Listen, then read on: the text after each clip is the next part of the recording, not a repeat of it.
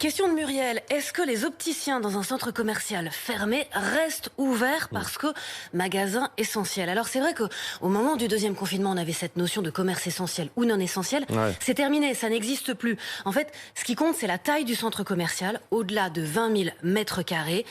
Pour certaines galeries commerçantes aussi, c'est fermé, annonce Jean Castex. La seule exception, c'est pour les pharmacies et ce qu'on appelle les commerces de bouche. Donc ce sera les boulangeries, les chocolatiers, les surgelés, les cavistes. Mais tout le reste est fermé, opticiens compris.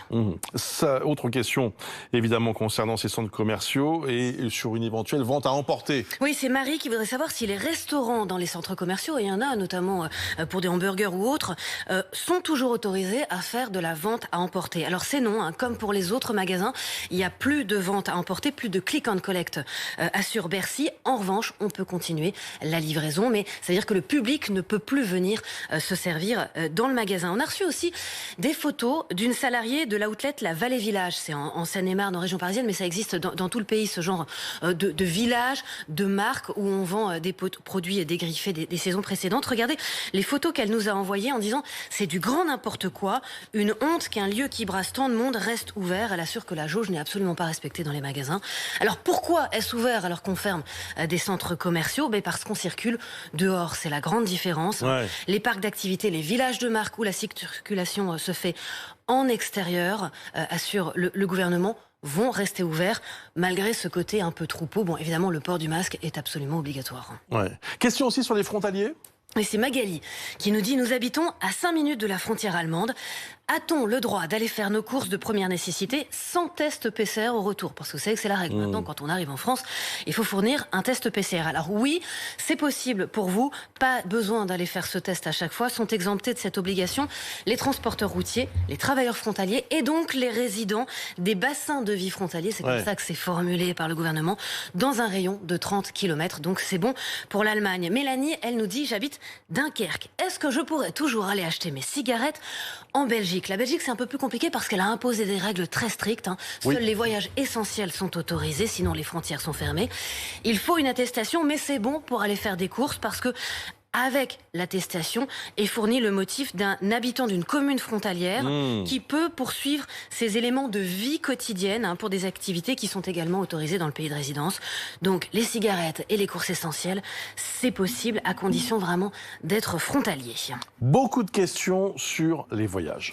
Lionel qui nous dit, je vous le refais, Lionel, je suis français, expatrié à New York, puis-je rentrer en France ou ai-je besoin d'un motif impérieux? Motif impérieux, obligatoire, c'est pas une question de nationalité, résident français ou pas, que vous ayez vos papiers ou pas, il faut une justification jugée impérieuse, donc c'est sanitaire, familial ou professionnel, avec en plus une déclaration sur l'honneur que vous n'avez pas de symptômes, un test PCR de moins de 72 heures et, quand vous arrivez, l'isolement de 7 jours obligatoire. Je ne sais pas si vous avez la réponse, Rosine, mais est-ce qu'il faut justifier ce motif impérieux? Oui.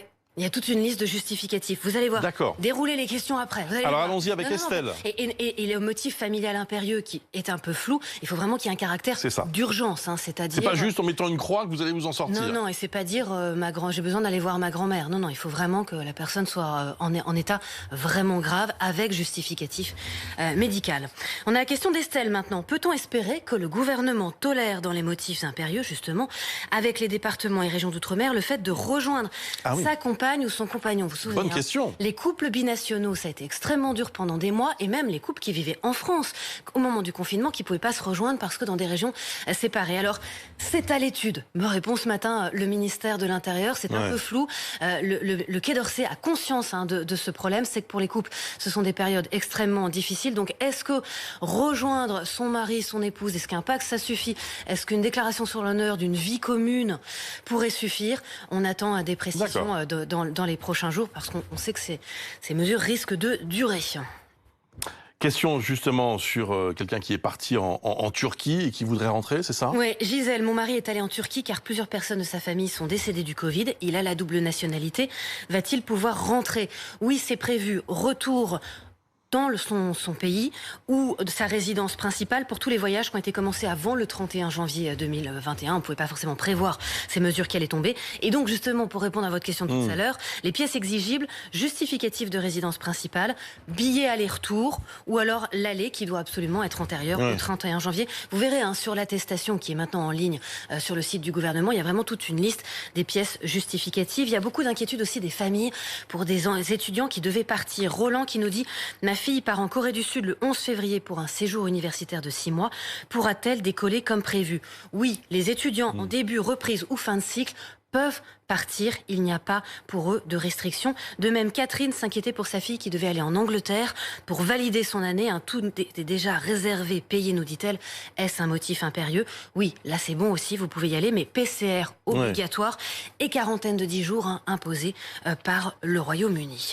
Et puis encore une question, mais c'est vraiment pour un motif particulier là? Oui, c'est Stéphane qui nous dit, est-ce que je peux prendre l'avion? J'ai rendez-vous pour des implants dentaires hors Union européenne. Alors, le motif de santé fonctionne, mais c'est censé être une urgence médicale vitale. Je ne me rends pas compte à quel point les implants dentaires rentrent ou pas dans cette catégorie, avec là encore des justificatifs, certificat médical, preuve d'une hospitalisation programmée. Et sachez que vous pouvez être accompagné si cette présence est indispensable. Par exemple, après une opération, vous ne pouvez pas rentrer seul. Voilà.